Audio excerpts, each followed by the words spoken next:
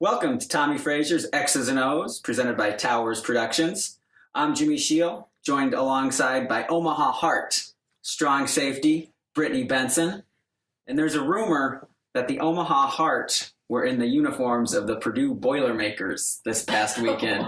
Because that was one bad team. Are you kidding me? Did you really bring the Purdue Boilermakers and the Omaha Heart in the same sentence? If you saw Purdue play Saturday, hey, they're in the rebuilding. They're in the rebuilding phase. You know, the first year coach, they basically they're saying we're going to play a lot of young guys and we're going to take our lumps this year and then start the building process.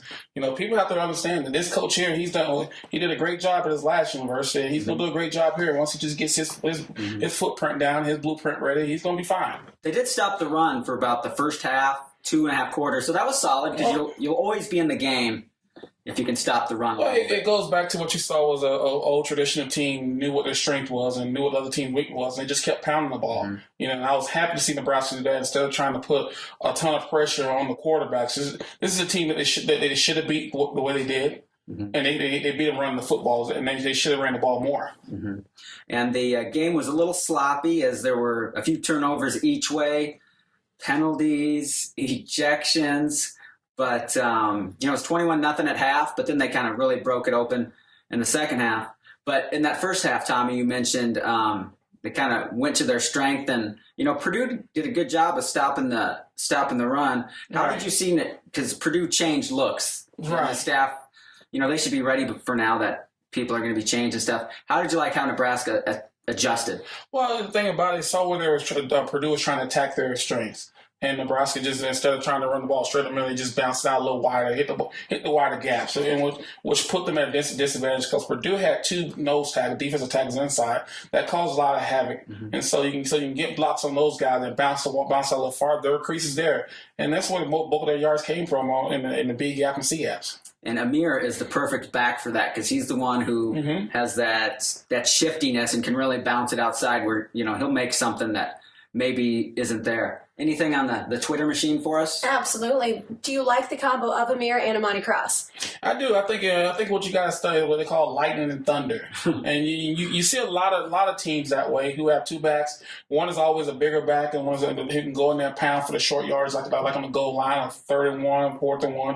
And then you have a guy who can open things up and hit the holes quicker. So I like the 1-2 punch. The question is, can they maintain that and keep the same productivity for the rest of the season, because now they're going to start facing tougher defenses than what they faced the last couple of weeks. But they have Cross, you mentioned short yardage, but he'll start drives and finish drives. So he's, more the pounding back, but, he's an all-purpose guy. Yeah, I think he's an all-purpose guy, but the difference is you have a guy who's a big play guy who basically takes the house on any snap, and you have a guy who can get you to 15, 20 yards and then order for 2, 3, 4, 5 and keep the ball and for long series. Monty Cross can do that. That's the type of guy that sometimes you want him to do that because it changes up and he wears the defense down because you're trying to hit a guy who's as big and strong as he is. It wears on you. One thing, Tommie, if Amir, we knew he was good before the year. Right. He's kind of taken it to that next level, and I was a little skeptical, but the last few games... Yes, you were. Well, we'll see when he faces some other defenses. But do you think maybe they go to maybe Amir 30 times a game and kind of increase his workload if he is developing into that? No, I don't. That type of guy. Or you like the? I don't think so. I think if you have a capable backup and a backup who can go out there and get you 15 carries a game, then you do that. One game, you got to keep in mind, Amir's not a big guy. Mm-hmm. I think he's only less than 185 pounds, and for a guy for a guy that size, getting hit 30 times a game, that wears on you. And if you notice last year when Rex went out, he carried the ball quite a bit and it wore him down towards the end of the season. So with Amani being in there, it helps him out to where if he can carry the ball 20 times and Amani carry the ball 15 times, Nebraska, and then you bring off a Terrell Newby or Keem Frazier carry the ball another 5, 6 times, you have plenty of that's good enough carries that he can be very productive. Yeah, and that rotation may get whittled down a little more. We're not seeing as much as Terrell Newby. He still looks good, but still a freshman.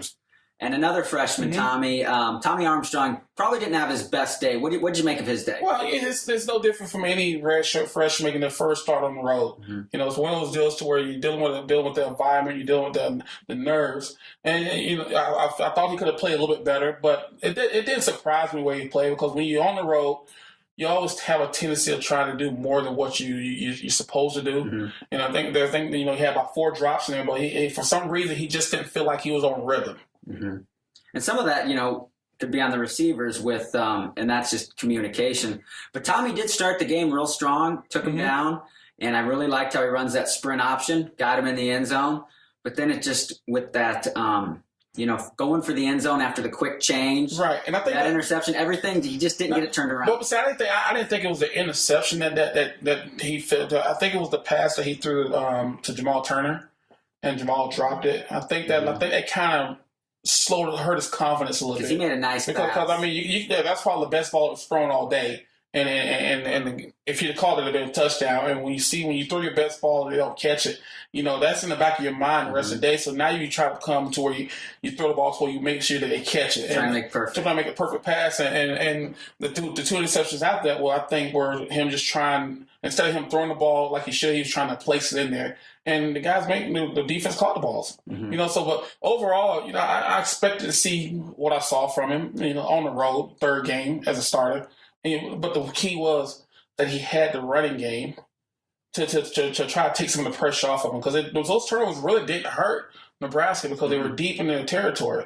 What it hurt was them stop them from putting points on the board. And Coach Osborne used to always say, don't take points off the board when you have points. You're watching Tommie Frazier Xs Os, presented by Towers Productions. You mentioned Jamal Turner. Do you think he should have been out there? No, I don't think so. I think it's no different for me. It's no different than Taylor Martinez. If you're not 100% healthy, why take the chance when the heavy load of your schedule is coming up? And people looking past Minnesota. Minnesota is one of those teams that can run the football, and they're gonna run the ball a lot versus Nebraska, because they realize that Nebraska's run game is the run defense is their weakness. Mm-hmm. So don't look past Minnesota. This is going to be an easy victory. But if they do get past Minnesota, now you have the toughest schedule remaining in the Big Ten, and you need all your top players healthy. So I thought it was a gamble, and I felt that he shouldn't have played, because with a hamstring, if you strain is one thing, but if you pop the hamstring, you're done for the season. Mm-hmm. And maybe they were thinking, we got a bye week, let's get him a taste of some success, but he pulled up because that was a good throw, and he just couldn't extend. And that's the problem, to where if you at receiver, if you can't be so much depth, if you can't be 100% healthy, and with the depth that they have this year at receiver, he save him. Mm-hmm. Let him get healthy, because now, basically, to me, you probably set him back another week to where he might be not as healthy going into the Minnesota game, to where he probably could have been healthy if he wouldn't have played last week. Yeah. Anything defensively in the Twitter machine? So if the year ended now, Randy Gregory, who obviously is really going to stand out this year, went pro. Where do you think he'd be drafted? I said it right now. And I said at the beginning of the season, they're not listening, Tommie. He was going to be the player. He's going to be a man amongst boys out there, and he's been the leader of that defense. When you talk about, as we have a little dog walking through the shot right here, but that's okay. He's our little mascot here. He's on the couch there. Now he's on the couch there. He's a Husker. But to me, I think it'd be tough for him to go, since he didn't play football last year. So I think he needs another year up on his belt before you even start talking about pro. And then he could go early as a junior. Because the thing is does he have a complete game? No. But he has the ability to go out there and just run and make plays happen. So I give the people talking about give him one more year at least. Well, I hope he stays. And I think he's going to stay, because I don't think he's done enough, and I don't think he will do enough, because he's going to start facing defensive line, offensive line. Going to take him out of the game. That's going to take him out of the game, and so. He's doing, for what we're asking him to do, he's doing well, but let's see if he can sustain that for the whole year. But pros a lot will draft on projection, and if he turns that in the pros, and this a lot has to do, with stuff we really don't get into much, but his family life. Does he want to risk it? We know some players come from. Yeah, but we're getting away from the football field. But I still think for the way he's playing right now, and the way other people are playing at his position, if I was him, I wouldn't go. Because there's a lot. There's going to be people because there's other people ahead of him that he's sliding down. If he put in a productive year this year and then come back next year and put in the same one, and he has one more year left, then I would go if he's going to be a first, second rounder. Yeah, and maybe we'd answer that question a little more if he has that type of game he had last Saturday. against an Ohio State Right. or Michigan. Right. All right, so anything else on there? Do you think that 2 bye weeks in 4 weeks is a good thing for the Huskers? Well, it's planning out to be that way because they had a lot of guys beat up. To me, You just play the hand you dealt. you play the hand you dealt. Because for the longest time, Nebraska had a bye week earlier, and then they had a bye week right before the last game of the season. So the question is, when is the perfect time for a bye week? For them, I think it helps them more than it hurts them because they got 2 conference wins up under their belt. Now to go back and regroup and really focus on the next 6 games. Focus on those 6 games because if they lose 2 of those games, then they're out of the picture for the Big Ten. So they got to focus on the next 6 games and truly play them one at a time because it's a long road ahead of them. Like I said, they have the toughest schedule in the Big Ten over the last 6 weeks than any other school. So right now they need to rest because it's going to be a long haul. Yeah, they're not going to get that late October, early November break, so they have to make use of it, whether you like it or not. That's just the way it is. And for those watching out there, that means they won. I've got the Ron Kellogg shirt on, who we'll talk about after the break. We're going to talk a little bit about Ron Kellogg because maybe he enters into discussion because, as Tommie mentioned last week, a 2-quarterback system only makes sense if they're kind of opposite, different quarterbacks. Right, and they are. And Ron and Taylor, or Ron and Tommie, if they focus on Tommy Armstrong or Taylor Martinez running the ball and not be worried about them getting hurt as much, and it would force Beck, call smarter plays for Taylor.